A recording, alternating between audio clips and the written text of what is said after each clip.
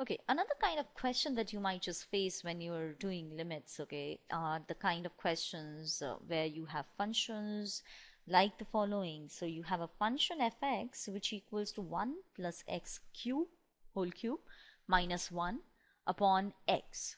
Okay, now the question that I ask you is that what would be the limit of this function as x approaches 0. So you understand this function is as such not viable at x equals to 0. I want to ask you what happens when x approaches 0. What is there a finite number that fx goes to?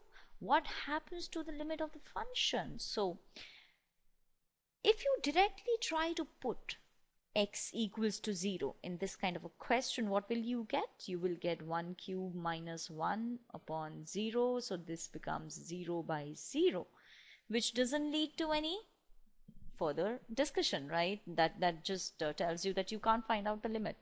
But is that so? No. Again, we need to be a little tactful in these kind of questions. So in these kind of questions, you take help. You take help of knowing certain algebraic properties. So we know what a plus b whole cube is, right? What is a plus b whole cube? It is nothing but it can be expanded as a cube plus b cube plus 3a square b plus 3ab square. That's what it is, okay?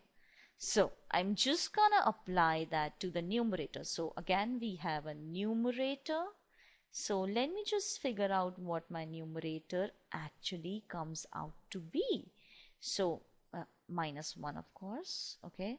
So I can expand and write it as 1 cube plus x cube plus 3 into 1 square into x plus 3 into 1 into x square minus 1 as I already have. Okay, so 1 plus x cube plus 3x plus 3x square minus 1.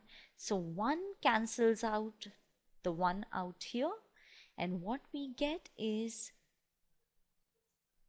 a term completely in x's, okay, a term which contains an x in each and every element of it, okay.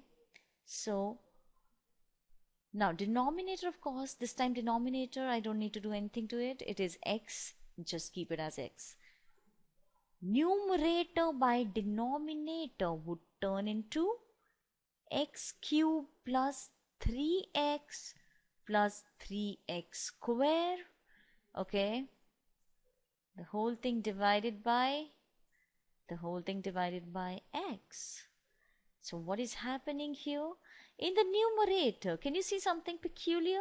Yes, we can take out x common, so the numerator becomes x square plus 3x plus 3, okay, over x over x. So again we see something peculiar, which is that I can cancel out this x with this x, okay, and all that remains is the remaining portion of the numerator. So my fx, let me just write down limit x tends to 0 fx equals to limit x tends to 0 x square plus 3x plus 3. The moment we put 0 for the places of x's, okay, as all these x's are approaching 0, 0, what remains is nothing else but just a 3.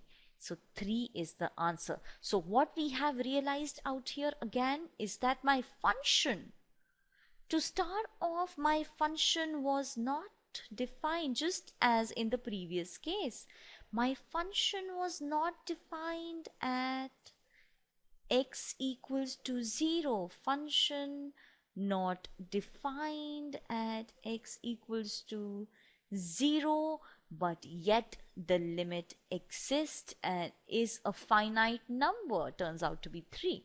Okay, so that's how we are supposed to do these sort of questions.